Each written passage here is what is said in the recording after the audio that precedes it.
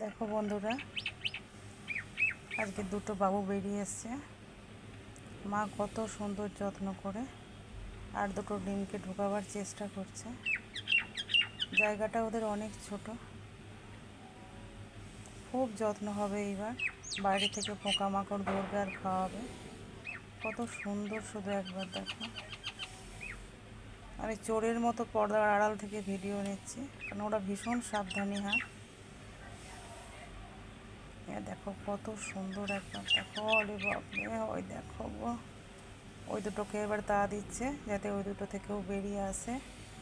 খুব সুন্দর বাবু দুটো। দেখো, কাঁচ তো আমার এত অপরিষ্কার, কিছু করার নেই। স্পষ্ট ভিডিও আমি নিতে পারছি না। মা যখন একটু সরেছে, ভাবছি একটু সামনে যায়, আমাদেরকে বাবুগুলোকে দেখায় শুধু একটু।